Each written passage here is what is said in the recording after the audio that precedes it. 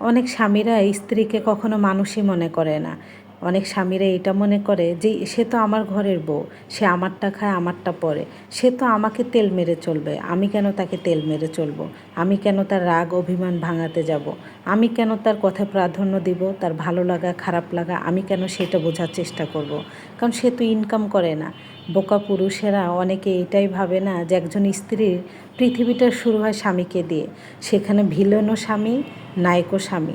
যখন স্ত্রীর সঙ্গে খারাপ ব্যবহার করে তখন মনে হয় স্ত্রীদের কাছে পৃথিবীর সব থেকে একজন খারাপ ব্যক্তি তার স্বামী।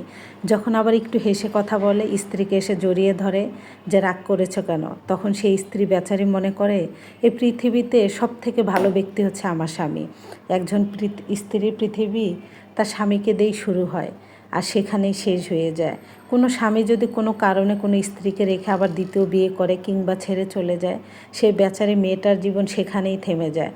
খুব কম মেয়েরা আবার নতুন করে জীবন শুরু করে ফ্যামিলির কথা ভেবে, নিজের কথা ভেবে। কিন্তু 90% মেয়েরাই সারাটা জীবন একা থেকে যায় শুধু সন্তানের কথা ভেবে। ওই সন্তানকে নিয়ে বাকিটা জীবন লড়াই করে। 20 বছর বয়সে সেই মেয়েটা টেনশন, সন্তানের, স্বামী ছেড়ে চলে যাওয়া, সন্তানকে কিভাবে বড় করবে, সব কিছু মিলিয়ে 80 বছর একটা বৃদ্ধার মতো দেখা যায়। দেখলে মনে হবে মেয়েটার 80 বছর বয়স হয়েছে, কিন্তু তার বয়সী মেয়েদের কেবলই বিয়ে হচ্ছে লেখাপড়া শেষ করে। পুরুষেরা জানেন যখন স্ত্রীর সঙ্গে খারাপ ব্যবহার করে এটা একবারও ভাবে না ও কোথায় যাবে। জানেন, বাবা মা থাকার পরেও কিছু কিছু সময় না থাকা সমতুল্য। এই কষ্টটাই ফিলিংটা যাদের এইরকম পরিবার আছে তার একমাত্র বুঝবে। বাবা মা থেকেও না থাকার যন্ত্রণা যে কতটুকু, আর সেই মেয়েটা নিজেকে যে কতটা অসহায় মনে করে একমাত্র ওই যে আমার রব সৃষ্টিকর্তা উনি একজন জানে। এই কষ্টটা জানেন আমাকে ভীষণভাবে কুড়িয়ে খায়। আমার সব কিছু থাকার পরে আমার কিছুই নাই। দিন শেষে আমি কারো বাসায় যে এক রাত থাকবো এই মাথাটা গোজারও একটা জায়গা নেই। আমি যখন এটা মনে হয় না, নিজের কাছে খুব বড্ড অসহায় মনে হয়।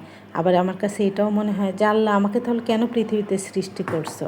তাহলে শুধু কি আমি চোখের পানির জন্য আমাকে সৃষ্টি করেছো? না, যখন আবার ভালো একটা সময় আসে তখন আবার মনে হয় যে আমার মতো সুখী তো পৃথিবীতে আর একটাও নেই। এটাই হচ্ছে আমাদের মেয়েদের মন। আল্লাহ তাআলা মনে হয় আমাদেরকে যখন তৈরি করছে না তখনই মনে হয় মনটা নরম কাদামাটি দিয়ে তৈরি করেছে। স্বামীর একটু খারাপ ব্যবহার আমরা মেয়েরা নিতে পারি না। আবার স্বামী যখন ভালোবাসে তার মতো স্বামী এ পৃথিবী তার একটাও নেই, তার সঙ্গে কখনোই কাউকে তুলনা করতে পারি না। তবে স্বামী যতই খারাপ ব্যবহার করুক না কেন, কিছু কিছু মেয়ে আছে জানেন, আমি যেমন, যতই খারাপ ব্যবহার করুক না কেন, তার সঙ্গে আমার যতই কথা কাটাকাটি হোক না কেন, আমি মনের ভুলেও তার কখনো মৃত্যু কামনা চাইনি। আমি এটা কখনো ভাবতেই পারি না যে তাকে ছাড়া আমার বাকিটা দিন কাটবে, তাকে ছাড়া আমি কিভাবে থাকবো। মাঝে মাঝে স্বামী স্ত্রীর ভিতর কথা কাটাকাটি হয় না, তারপর আমার ভাইয়াকে আমি বলতাম যে আমি চলে যাব। তখন আমার ভাই একটা কথা বলতো, তুই কি ওকে ছাড়া থাকতে পারবি? যদি থাকতে পারিস আর যদি ফোনে কোনো যোগাযোগ না করিস তাহলে আসিস। তখনই আমার ভাইয়া এটা বুঝতে পারে যে সত্যি আমি ওকে ছাড়া থাকতে পারবো না। এটাই হচ্ছে আমাদের মেয়েদের ভালোবাসার দুর্বল পয়েন্ট। তো যাই হোক, বাবু হচ্ছে দুপুরে আম ভর্তা খাওয়ার জন্য একদম পাগল হয়ে গিয়েছে। তো আম ভর্তা বানিয়ে দিলাম। তারপর একটা ভাবি আসছে আমাদের বাসার 4 তলার, এসে হচ্ছে উনি নক করতেছিল। আর বাবু আম ভর্তাটা আমার মতো এত পরিমাণে পছন্দ করে যেটা বলার বাহিরে।